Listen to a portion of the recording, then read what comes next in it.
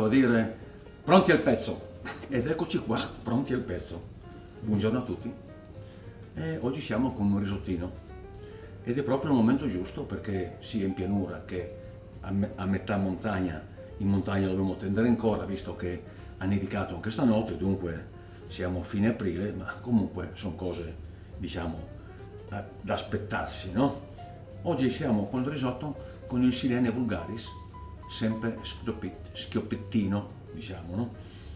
E qua rimarco il discorso di non pensare di fare il soffritto, mettere dentro quest'erba cruda, cambia tutto, salta dappertutto, diventa grigia, perde tutti i gusti. No, va scottata un attimo nell'acqua bollente, come avevamo fatto per altre ricette. Naturalmente adesso non rifacciamo il passaggio, no? Comunque sappiate, acqua bollente salata dentro lo scopì, come prendi il bollore, scolato, raffreddato, strizzato. In questo caso l'acqua va tenuta, perché non possiamo farne a meno, perché cosa vado poi a mettere dentro io? Non posso fare un risotto, io dico, sì, se ho un buon brodo, no, di carne, un buon brodo posso azzardare, ma comunque per buono che sia il brodo, non ho più questo gusto dello sclopì, le sue proprietà, dunque tengo l'acqua di cottura e naturalmente, come sempre, vado avanti col discorso di tritare lo sclopì.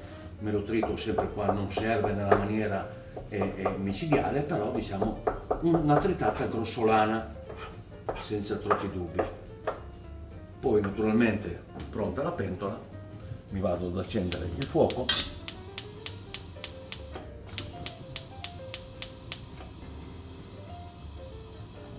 Ed ecco che un filo d'olio, non tanto perché non ha senso questo condimento esagerato. Intanto che si scalda vado a tritare una punta di cipolla che è senz'altro importante perché mi aiuta a prendere il gusto di quello che metto dentro. Non serve tanta roba, basta pochissima. Poi adesso sul discorso di quale tipo di cipolla, insomma diciamo che mi viene da dire che un bravo cuoco usa quello che ha, no? Perché se devo pensare che devo comprarmi una cipolla apposita, il discorso non finisce più. Diciamo poca cipolla va bene, qualunque tipo di cipolla, basta che non sia esagerata. Qui vado a un leggero soffritto.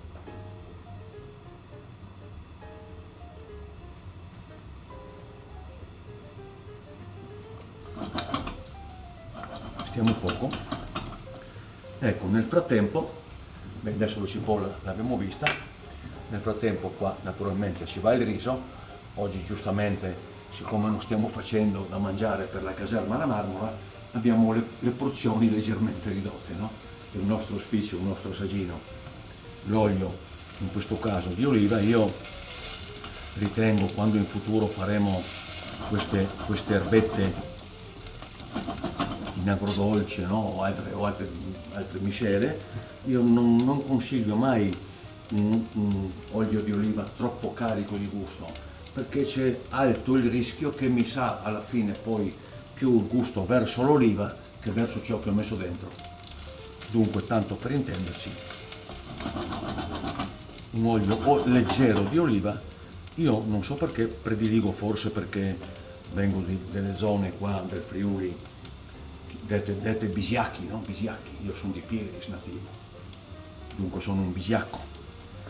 E così un piccolo aneddoto, diciamo che ero a scuola, chi non conosce Fabio Cappello, l'allenatore, il grande giocatore, era a scuola con me, non nella mia aula perché lui ha 2 anni più di me, ma il papà suo era il nostro maestro elementare a Pieris.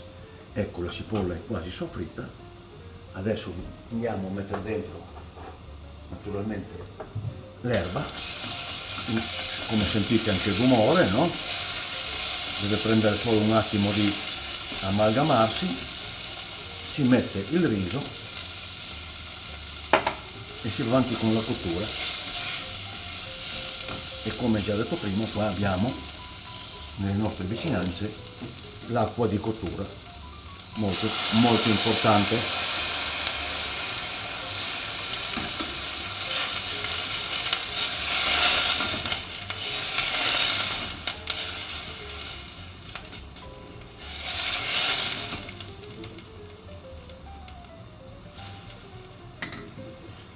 Diciamo che la cottura del riso oggi, almeno con le tecnologie o almeno con il sapere, il riso non serve star lì sempre nella pentola attaccati a girare la pentola, girare il riso, scusate, a girare il riso perché sia cotto. Diciamo che si possono fare in maniere diverse, no? Conosciamo il risotto che viene fatto nelle zone di Mantova, il risotto mantovana, la usano la pentola fonda, ti fanno un soffritto, ti mettono dentro tutto quello che serve. È importante basilare che la dose sia un chilo di riso, 2 litri di brodo di acqua di cottura, fanno il soffritto, dicevo, mettono dentro il riso, mettono dentro tutto il brodo, portano l'ebollizione, quando bolle bene viene abbassata la fiamma poco meno della metà del suo potere, di modo che possa bollire non esageratamente. In questa pentola fonda viene messo un canovaccio, no? Diciamo tipo questo canovaccio, viene messo sopra la pentola, naturalmente non deve debordare per non prendere fuoco nella fiamma, no? Viene messo sopra, il coperchio sopra, si guarda l'orologio, 17 minuti, il riso è pronto. Questo viene chiamato riso alla mantovana, ma oggi con le pentole non più, io mi ricordo le pentole della nonna, era un grande problema perché erano, non so se era sì o no alluminio, dunque era tutte già di sicuro non nuove perché già la nonna le aveva dalla nonna o dalla bisnonna, dunque tutte pentole rovinate, tutte pentole che era un problema alla cottura perché erano tutte ondulate. Oggi con una pentola buona, con un bel fondo, con un coperchio che tiene bene, facciamo la stessa cosa. Il soffritto mettiamo dentro quello che è da mettere, vale sempre la regola, il doppio, riso, un etto, 2 etti, no? 2 decilitri di brodo, a cottura metto tutto dentro, coperchio, dopo 17 minuti il risotto è pronto. Oggi noi così per una tara, per un vizio diciamo di cucina andiamo avanti nella cottura come si faceva una volta, ma come vi ho detto si può ovviare. Io di solito almeno dove faccio dimostrazioni, dove faccio da mangiare per quelle rare volte che mi capita, faccio questo lavoro, dunque risolvo il discorso di star lì 17 minuti, li uso per altre cose e sono sicuro che il risotto è perfetto alla fine, non è problema di niente. Il riso si può dire che è pronto, il profumo è ottimo e adesso andiamo a mettere dentro, diciamo che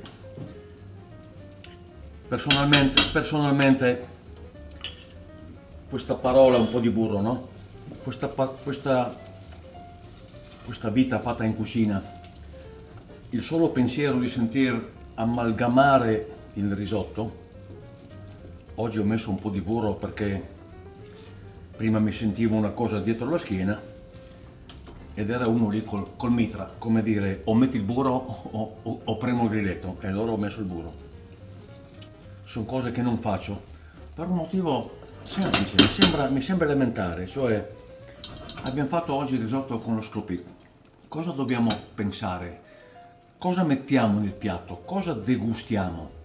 Io vorrei degustare un risotto con lo sclopit, perché se metto dentro il burro può andare, il burro un pezzettino, anche nella classica pasta al ragù, un pezzettino di burro alla fine mi aumenta un pochettino il gusto. Ma se penso alla manciata di formaggio grana, e lì mi viene da piangere, perché vuol dire che mangio formaggio grana, non mangio più risotto allo sclopit. E questa è una mia fissa, non è che io sia né il migliore né il più bravo, li dovete decidere voi e a vostro piacimento. Eccoci qua, il riso è pronto, naturalmente possiamo impiattarlo.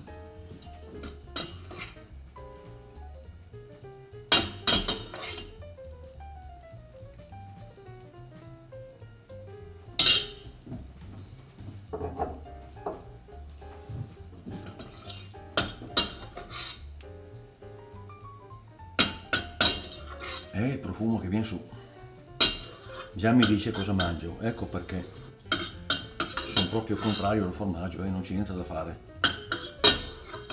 Qua sento già cosa mi va nel palato. Eccolo qua, bellissimo. Buon appetito e ci rivediamo senz'altro in futuro. Molto gentili tutti quanti, grazie a voi.